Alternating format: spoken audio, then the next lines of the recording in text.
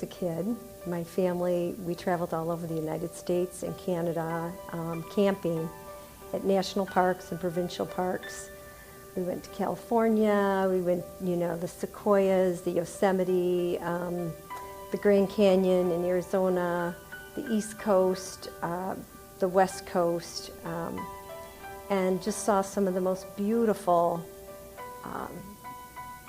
country, and climbed in mountains and walked in mountain streams, and it was just an incredible experience. And I got to see wildlife in the wild, bears and moose and dolphins and prairie dogs, and it was an incredible experience to see all of the wildlife. When I grew up, I was concerned about climate change and concerned about what was happening in the national parks, hearing about some of my favorite parks having wildfires and floods, and reading more about hydroelectric dams and some of the problems with those, not having enough water because of the water shortages, and that they were going to be removed, and which was actually a good thing for the Native Americans that rely on fishing. There were issues that they created, the hydroelectric dams were creating with the fishing. Then as far as climate change, I saw this movie. It was called Planet of the Humans. And I had always thought that solar, wind, and tidal energy and electric cars, that they were going to be the solution to our problems. And in this movie, Planet of the Humans, they showed some of the problems with these solutions, and that they were very extractive of resources and very destructive. And we're going to take a lot of fossil fuels just to extract those resources.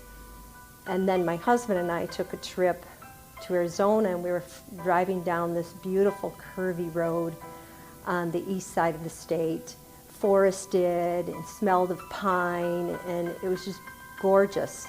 And then we came across what looked like just devastation. Turns out it was a mining operation, and it looked like they had just blown up all of these hills on either side of the road for miles and miles and miles. And then I knew it was a reality, that movie was a reality. And it was incredibly disturbing. Back to my home, I'm thinking, what can I do when the problem just seems so big? And then I just remembered, the basic three: reduce, reuse, recycle. And it's something that I'd been doing since I was a child, even before recycling was popular. And so we do that. We've added composting to that because I heard that when food garbage degrades, decomposes in a landfill, that it creates methane, which is 3 times more toxic than CO2. So my husband and I have become very intentional with our composting. And then we use that to grow our vegetables and to grow native plants, and try to create a habitat for pollinators to help with pollination of all kinds of fruit trees and plants in general. Anyways, so I just try to do my little bit in my little square of this world. And we have a clothesline, which is our first solar installation, and we use that to dry our clothes, and we turn down the thermostat, and we don't waste water, and we try to do our part.